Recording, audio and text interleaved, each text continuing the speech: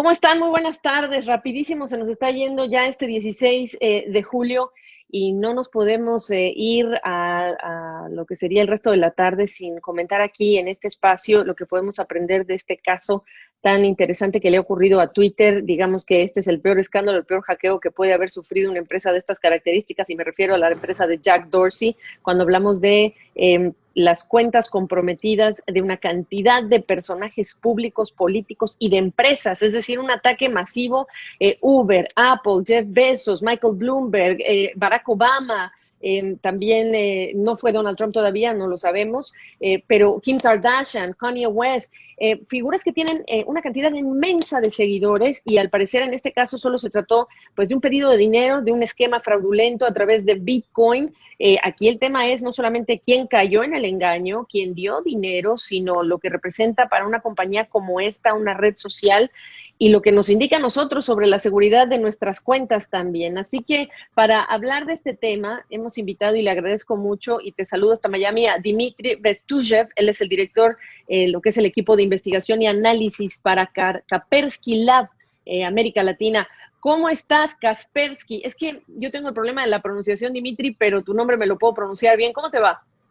Muy bien, Gaby, muchas gracias. Contento de estar aquí.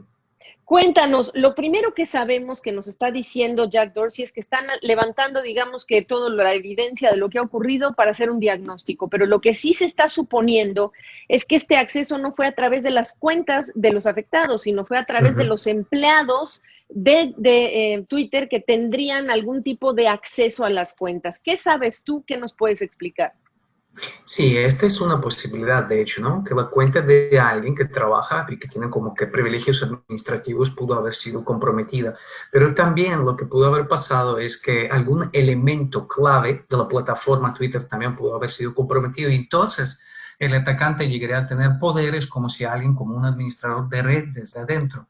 No hay una confirmación, por supuesto, porque para saberlo hay que hacer el trabajo del análisis forense y es el Twitter quien lo está haciendo de su lado. Ellos, hay que esperar.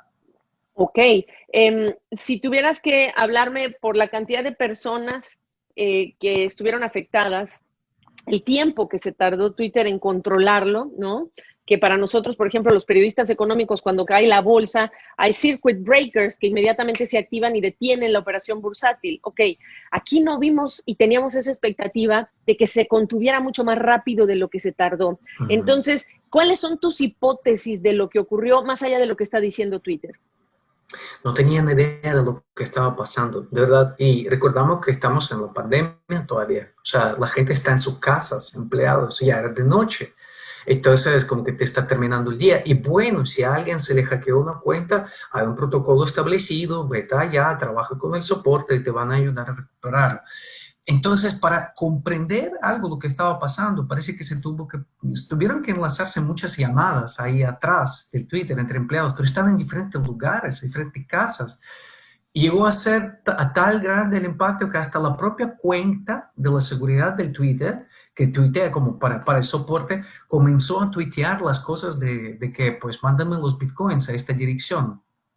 Oh, wow. Y en tu opinión, por la mecánica, ¿puedes especular hasta cierto punto cuánta gente, una sola persona es capaz de hacer esto? ¿Es una red que necesariamente tendría que estar colaborando para cometer este tipo de ilícitos?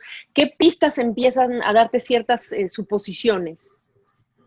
No, son definitivamente varias personas, es un grupo, porque a veces, ¿qué pasa? Alguien está a cargo de llegar a tener acceso o de comprometer los credenciales, otra persona está a cargo de, no sé, formar el contenido web, como, ¿por qué lo decimos así? Comenzamos a hacer una investigación de este ataque, ¿no? Y encontramos, en realidad, más de 200 sitios web preparados para esta campaña y otras campañas como que relacionadas entre ellas, ¿no? En el nombre también de otras personas que no hemos visto, bien es cierto, hackeados su Twitter, pero sí sitios web preparados en el nombre de ellos, con otras billeteras, no solamente la billetera que vimos ayer todo el mundo en Twitter. Quiere decir que hay toda una campaña, ¿verdad? Orquestación detrás que pues están operando de esta forma porque les da dinero. Y solamente es un tema de dinero porque primero cuando nos dimos cuenta que no se estaba conteniendo a la velocidad a la que imaginamos, también incluimos el riesgo de que le ocurriera a nada más y nada menos que al presidente Trump, quien tiene una cantidad brutal de seguidores. Tú ponte a pensar cuántos seguidores sumas solamente de juntar todas las cuentas hackeadas. Y en un año electoral, por supuesto que lo que preocupa es que este tipo de infractores delincuentes puedan tener otros objetivos más allá de conseguir dinero y sean más políticos. Sí, técnicamente cuando alguien llega a tener el control del perfil del usuario en el Twitter de alguien, realmente puede hacer todo lo que desea. Incluso dejar como que un acceso para después cuando ya lo sacan. ¿A qué me refiero? Hay aplicaciones que tú puedes conectar o enlazar con tu perfil del Twitter y esas aplicaciones van a seguir teniendo acceso a tu perfil. Entonces, supongamos, cambiaron la contraseña, asociaron otro número de teléfono, habilitaron autenticación de 2 factores por una aplicación, pero hay como un conector que puede estar ahí conectado y que la gente no revise en su perfil. Y entonces el atacante puede volver un mes después, 2 meses después, un año después, lo que quiera, y ejecutar alguna actividad en el perfil de la víctima, o sea, de esa persona prominente para desinformar, no sé, destruir, cosas de este tipo, ¿no? Oye, una pregunta, cuando uno ve el perfil de esta gente, ¿tienen al igual que tú o que yo 2 niveles de autenticación? ¿Cuántos niveles más tienen? Es el mismo número y por lo tanto debe haber más? ¿Cuáles son las primeras lecciones? Bueno, de hecho, digamos, el tener la autenticación de 2 pasos es algo esencial hoy en día, ¿no? O sea, esto es lo que queremos tener y tenemos nosotros. Pero se van a sorprender que mucha gente, incluso con las cuentas así grandes, prominentes, ellos no lo tienen. O sea, no tienen habilitado esto, porque les habilitan y les molesta y deshabilitan, porque utilizan múltiples dispositivos, porque también tienen gente que trabaja, no sé, en marketing, PR, que están en otra computadora y luego tienen que mandar el SMS o el código al celular que tiene esa persona en sus manos. Entonces dicen deshabilítalo, ¿no? Este es realmente un problema, ¿no? Y sí, son cuentas normales, o sea, al final sí, pertenecen a personas con grandes números de seguidores, pero técnicamente son cuentas como cualquier cuenta. Y entonces necesitamos otro paso, 3, 4 pasos más. ¿Qué lección tomamos nosotros? Ya entendimos, son 2 pasos, pero ¿necesitaremos uno más? No se puede hacer 10 pasos, pero 2 es suficiente. Dependería, ¿no? Aquí depende de esto, porque algunos habilitan la autenticación de segundo paso a través de un mensaje de SMS. Esto bien es cierto que es mejor que no tener nada, pero sigue siendo muy vulnerable, porque hasta a nivel de equipos pequeños que se puede comprar como eBay, se puede ir a la casa donde vive esta persona y desviar por un tiempo, por minutos, todos los mensajes SMS de ese número a otro número. Claro, todo eso es ilegal, pero sin embargo, así un atacante podría capturar este código temporal y adueñarse de la cuenta. Entonces, la autenticación de segundo paso por SMS no es una solución, tiene que ser por una aplicación donde se genera. Pero de ahí sí, Twitter parece que tendría que pensar sobre qué más implementar para aquellas cuentas que tienen mucho peso, que pueden realmente influir en la opinión de la gente. Quizás de implementar como sistemas de antifraude, que cuando existen algún contenido que se estaba posteando, entonces bloquearlo, ¿no? O incluso palabras clave en todo este tema de la inteligencia artificial. Si te están hablando de Bitcoin, algo tendrías que estar pendiente. Se imagina uno. Desafortunadamente, las redes sociales están quedando cortas en muchas cosas, en opinión de los usuarios, para protegernos desde el tema de los discursos de odio hasta temas como estos que son de fraude, ¿no? Y los fraudes han ocurrido desde antes de que existieran las redes sociales. Entonces, la pregunta que te quiero hacer es, primero, ¿te sorprendió que le ocurriera a Twitter? ¿Te imaginabas un blindaje de seguridad mayor? Esa es la primera pregunta. Y si esto es continuo y en tiempos de pandemia más, ¿qué ves cambiando de las políticas de empresas como estas o de las autoridades obligándolos a que hagan algo más? Sí, de hecho sí, fue una sorpresa muy grande porque no es la primera vez que hackean cuentas, pero son como que ataques uno a uno, es decir, realmente contra la persona. Y sí hay un sinnúmero de técnicas como para robar la contraseña y el acceso a la cuenta, pero aquí se notó que el ataque cuando comenzó estaba organizado varias cuentas al mismo tiempo estaban tuiteando el mismo contenido, incluyendo las propias de Twitter, como dije. Entonces indicaba que el incidente que había sufrido la red social era mucho más grande de lo que parecía como un ataque simplemente a uno, ¿no? Las redes sociales han llegado a tener un poder sin precedentes, que lo estamos usando, ¿verdad? Para comunicar, para enterarnos, para alertar, para tener una opinión o al revés, ¿no? Eh, definitivamente, si es que no se estima de todo el poder que tienen versus la seguridad que se tiene que manejar, se puede realmente llegar a una situación de catástrofe en un momento muy crítico, si es que alguien activara alguno de esos tweets como que toma arma y sale a la calle o algo así, ¿no? Esto podría resultar en vidas humanas perdidas, sangre, personas muertas. Y deja tú también, estás hablando del crimen organizado en general que tiene los recursos para aprender a evadir este tipo de sistemas o contratar a los expertos que lo saben hacer. Así que es un tema de preocupación, como lo es también que en las últimas semanas y el día de hoy en particular se vuelve a hablar de los riesgos de ciberseguridad, pero ahora en relación con el robo de información de los hallazgos que se están haciendo, las investigaciones para vacunas y tratamientos por el COVID-19. Hace unas semanas estábamos reportando las declaraciones de Christopher Wray, el director del FBI, en relación con las investigaciones abiertas contra China y organizaciones que salen de China con este propósito, directamente de robar esta información de aquellos institutos o empresas que están trabajando en el tema. Y hoy estamos hablando de un centro de investigación o de seguridad, de ciberseguridad del Reino Unido, que está hablando exactamente de este mismo problema, pero en relación con Rusia. Cuéntanos cuál es esa mecánica que se está describiendo. Sí, se trata cuando tenemos ataques de este tipo, se trata de ataques de espionaje, ¿no? El espionaje puede tener varias caras, facetas, espionaje político, militar, diplomático, pero en este caso farmacéutico o científico.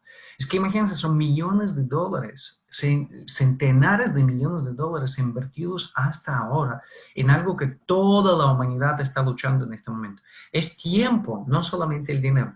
Entonces, en este momento se está decidiendo quién va a ser el dueño del patente de la vacuna.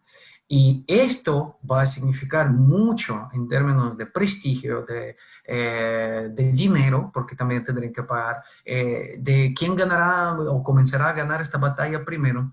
Entonces, lanzar un ataque cibernético, aun cuando es muy sofisticado, cuesta muy poco dinero en comparación con miles, millones de dólares que se han invertido hasta el momento, incluyendo las horas de los científicos. Bueno, me estás hablando directamente de robo de propiedad intelectual, que no estará patentada necesariamente toda, pero sí, efectivamente que hay países que están diciendo, gobiernos que están diciendo que las patentes, mejor dicho, empresas farmacéuticas que dicen que las patentes van a declinar registrarlas por un bien a la humanidad, pero este es un riesgo y está creciente. No sé, Dimitri, cómo lo caracterizas en todo lo que son los años de riesgos cibernéticos, este en particular, desde los lugares en donde está apuntando el Reino Unido y Estados Unidos, China y Rusia. Parece que el mercado es grande. No, el mercado sí es grande, hay muchas naciones que están participando en esos ataques. Le llamamos APTs, Advanced Persistent Threats, o ataques avanzados persistentes. Su característica es esa, o sea, penetrar los sistemas aun cuando están blindados, estar adentro, persistir en la red y exfiltrar la información, ¿no? Y esta siempre va a ser tan valiosa como para sacarle ventaja en cualquier momento, una negociación política, un dinero, ¿no? Economía, cosas. Y hoy muchísimas naciones del planeta están participando en dichos ataques, ataques APT. ¿En cuáles tienes registrados, además de China y Rusia? Es muy difícil la atribución en sí, porque a veces también existen algo como técnicas que se llaman false flag o bandera falsa. Es decir, por ejemplo, meterse a una casa y dejar todo de tal forma como que parezca que es esta persona.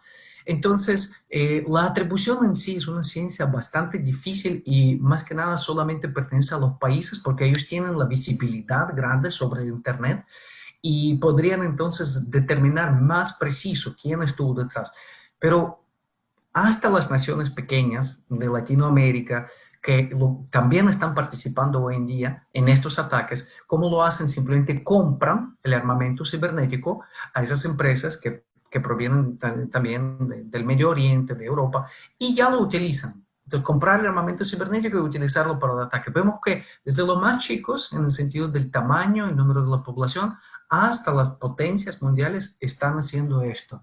Pues me preocupa porque entonces imagínate quienes están tratando de desarrollar algo propio en América Latina. ¿Hay alguna preocupación en particular en algún país en particular que hayas notado hasta ahora?